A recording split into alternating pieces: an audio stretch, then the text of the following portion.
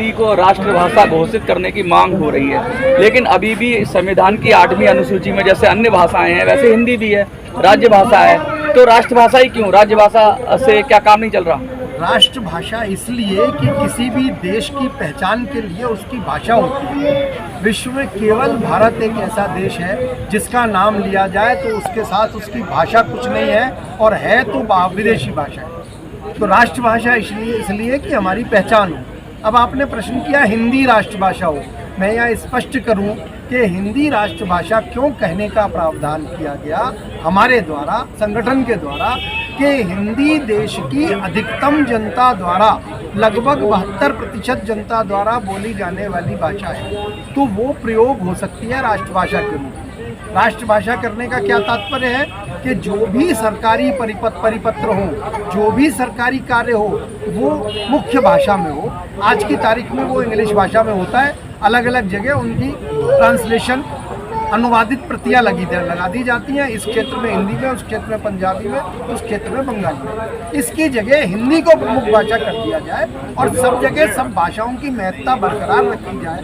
हमारा उद्देश्य हिंदी को प्रमुख भाषा बनाने के साथ भारत की सभी भारतीय भाषाओं को सम्मान दिलाने का है, इसलिए हिंदी राष्ट्रभाषा घोषित कराने का। सर, लगातार तमिल से और जगह से जो भाषाएं हैं, मलयालम है, तमिल है, तेलुगु है, कन्नड़ है, ये एंशिएंट भाषाएं हैं, बहुत पुरानी भाषाएं हैं, और बहुत सारे लोग हिंदी नहीं समझते हैं। खासकर दक्षिण भारत की बात करें, और पूर्वोत्तर में थोड़ा बहुत है लेकिन वहाँ भी नहीं है। तो अगर राष्ट्रभाषा अगर बाई फोर्स किया जाएगा, मतलब एकदम किया जाएगा, तो क्या लगता है इससे अलगाव नहीं होगा या जिससे दिक्कत नहीं आएगी? जिन क्षेत्रों का आपने नाम लिया हमारे संगठन का, उन क्षेत्रों में प्रचार प्रसार और आधिकारिक रूप से शाखाएं हैं। आज तेलंगाना से ट्रेन कैंसिल हो गई है और एक ट्रेन लेट है, उसमें लोग आ रहे हैं। तेलंगाना में हमारे करीब 400 सदस्य तो नियमित सदस्य हैं और अलग अलग संगठन चला रहे हैं। आंध्र प्रदेश में एक संगठन है, एक हिंदी भाषी संगठन है, डॉक्टर माधवा रेड्डी उसके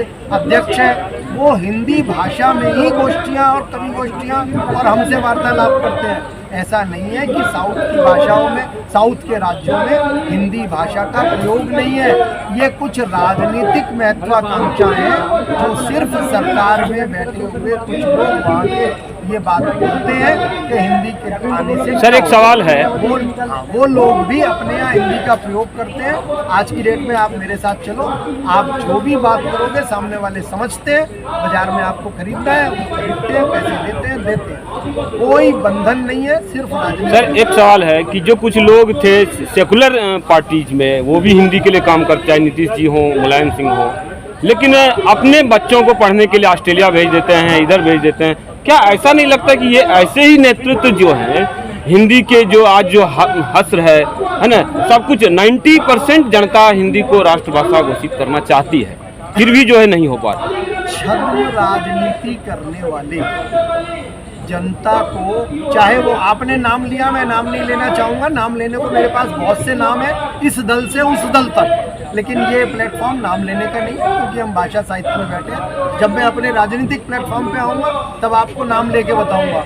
उन लोगों की छद्म राजनीति और व्यवस्थाएं ही हमें इस प्रयास के लिए मजबूर कर रही हैं, वरना भारत में हिंदी को क्या समस्या है प्रमुख होने में। क्या लग रहा है एक बड़े आंदोलन की जरूरत है, क्योंकि आजकल देखते हैं किसी भी मुद्दे पे लोग रोड पे उतर आते हैं। बड़े आंदोलन की जरूरत के साथ साथ बड़ा आंदोलन द्वितीयक है, प्राथमिक है हम लोगों में जागरूकता होना, ग्रामीण स्तर पर, सामान्य जनता के स्तर पर ये जागरूकता होना कि हिंदी को हमें आगे भी बढ़ाना है। करते सब हिंदी में काम है। गांव आजकल हिंदुस्तान के 80% गांव अपनी भाषाओं में रहते हैं, हिंदी भाषा में चलते हैं, उन्हें अंग्रेजी नहीं आती, लेकिन वो इस बात के लिए जागरूक होने, हमारा उद्देश्य जागरूकता पैदा करना है ताकि वो लोग इस बात का अपने अपने क्षेत्रीय प्रतिनिधियों पर दबाव बनाए कि हिंदी का स्थान हो। जब हम हिंदी की बात करते हैं तो हिंदी कहते हैं कि बहुत सारी भाषाएं, कहते हैं घाट घाट पे बोली बदल जाती है, मतलब थोड़ी घाट घाट पे पानी बदले, कोस कोस पे बोली।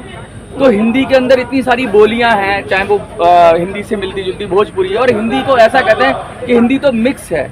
हिंदी को कभी ऐसा नहीं कि एक जेनरिक भाषा नहीं बोलते, तमिल को बोलेंगे, तेलुगु को बोलेंगे, लेकिन हिंदी को नहीं बोलते। कहते हैं तो इसमें उर्दू भी है, अंग्रेजी भी है, इसके अंदर बहुत कुछ मिक्स है।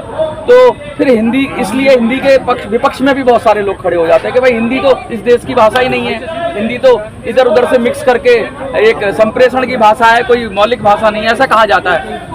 देखिए,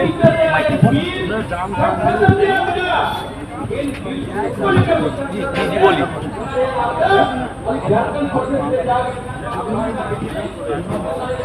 क्या यार, देखिए आपका प्रश्न बहुत अच्छा है। हमारे देश में बहुत सी भाषाएं हैं, बहुत सी बोलियां हैं। हमारे साथ पाकिस्तान आज़ाद हुआ, आज उसकी राष्ट्रभाषा बन गई।